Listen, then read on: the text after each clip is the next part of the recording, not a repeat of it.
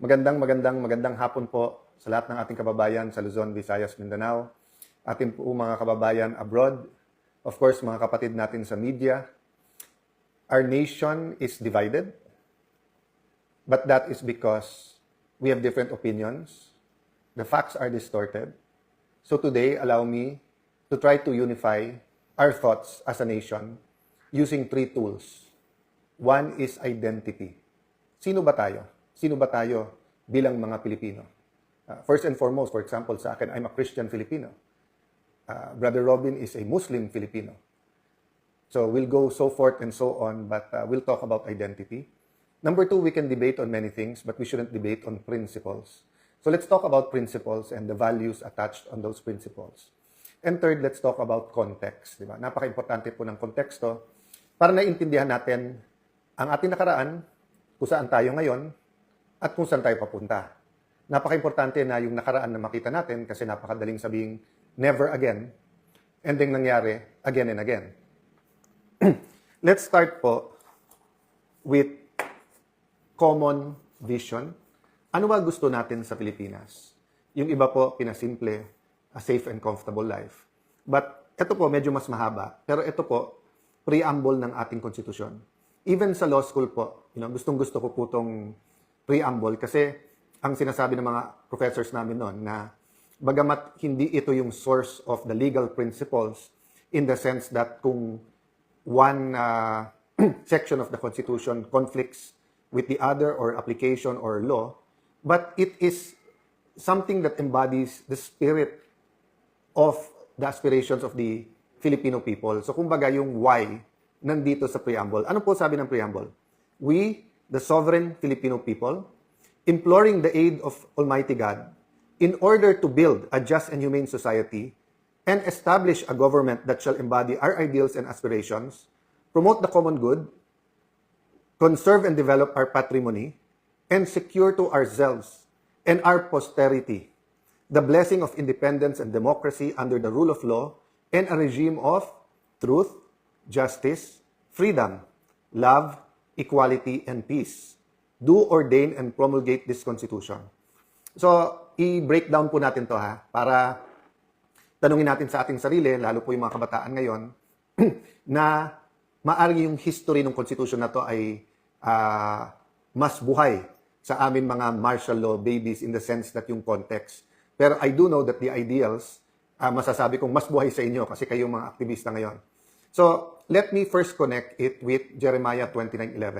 Sabi sa Jeremiah 29:11, during the time na hirap po ang mga Hudyo sa kanilang pinagdadaanan, sa sunod-sunod na pag-uusig, struggles, sa pag-iisip na may Diyos pa ba tayo, inabandon na ba tayo, may pag-asa pa ba tayo. Many of the things they felt, many of our people are feeling, no? But, and I like Jeremiah because he's a prophet na kinikilala ng Hudyo, ng Kristiyano at ng Muslim. Sabi ni Propetang Jeremiah, "For I know the plans I have for you, declares the Lord. Plans to prosper you and not to harm you. Plans to give you hope and a future."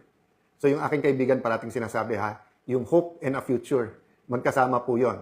So tingnan natin, we the sovereign people, sovereign Filipino people. Ano po ibig sabihin ng we the sovereign Filipino people? Ibig po sabihin, ang problema ng Pilipino, kailangan harapin ng mga Pilipino. Ang gobyerno ng Pilipino, kailangan ang nasusunod mga Pilipino. Hindi pwede dito na yung ibang bansa, no matter how powerful, so dun sa nagsasabing pro-US sila, pwedeng maka-impluensya pero hindi pwedeng ang Estados Unidos ang nagdedesisyon para sa atin. Sabi naman ng iba, may mga pro-China. Hindi pwedeng ang China ang nagde-decide para sa mga Pilipino. Having said that, when you are a sovereign people, you decide. Not because you're anti-whatever other nation. Ako po, hindi ako anti any other nation. I am pro-Philippines. So I will decide based on 3 books. Yung rules ng Senate, yung Philippine Constitution, at ang Biblia. Yan po yung 3 libro na susundin ko. At walang conflict yan sa sovereignty. Ano po yung pangalawang nakalagay? Imploring the aid of Almighty God. Tayo po ay makadiyos na bansa. So regardless of faith, no? Bawal po na magkaroon ng official religion ang Pilipinas. Pero hindi po bawal ng ating mga religious leaders ay magbigay ng kanilang mga opinion, guidance, principles, values, no? Ang hinihingi ko lang po that it should all have a common denominator, which is the love for God and love for country, and not hate. Ang sabi po dito, in order to build a just and humane society, so we're here po to build. Dapat po nation building ang ating ginagawa. Ang nakalagay po dito, establish a government that shall embody our ideals and aspirations. Ang ibig po sabihin nun, meron po tayong values, meron po tayong ideals. For example, nasa ilalim po, the regime of truth. Isa pong ideal yon. So, wala po dapat sa buto natin ang cover-up, ang pagtakpan ang totoo, ang kasinungalingan. So, kung may corruption, dapat ma-expose.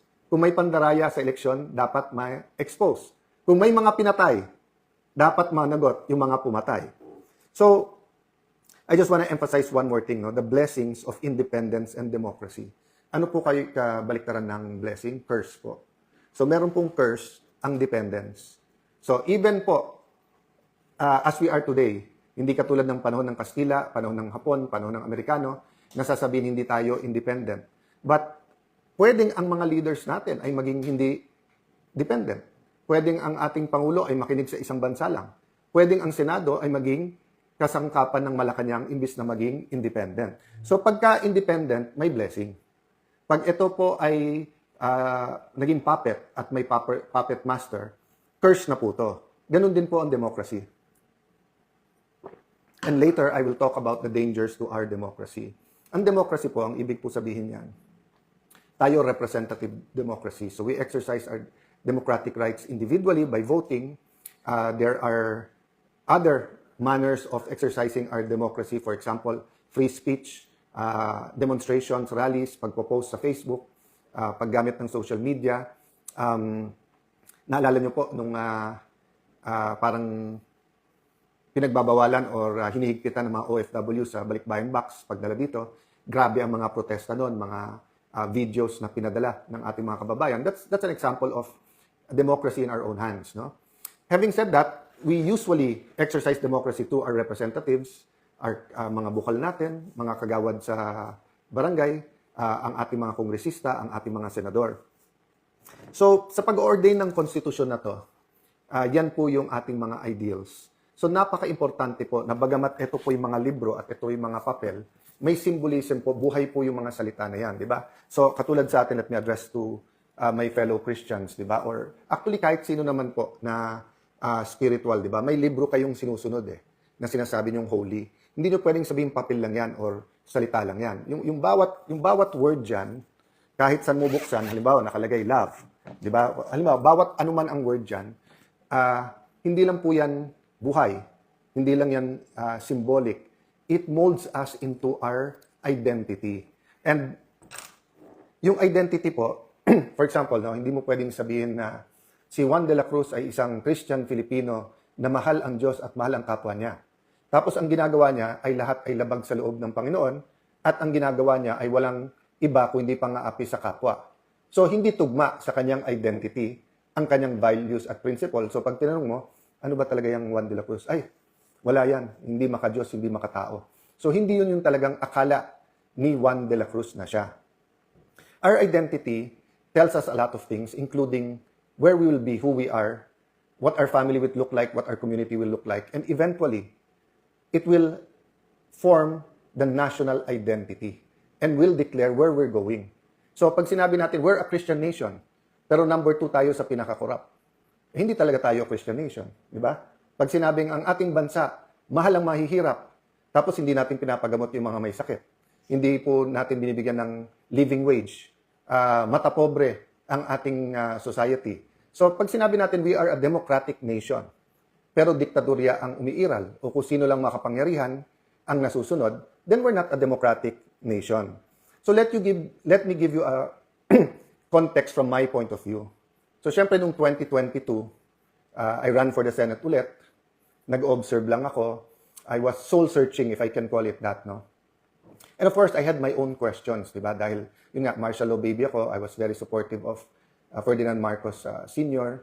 Panahon po namin yung, I was 13 years old, 12, 13 years old, nung namatay si Senator Benigno Aquino. I did not really know who he was until he attempted to return and he was killed, no?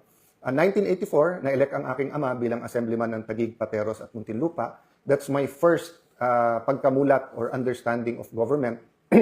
And then 1986, of course, is the EDSA revolution.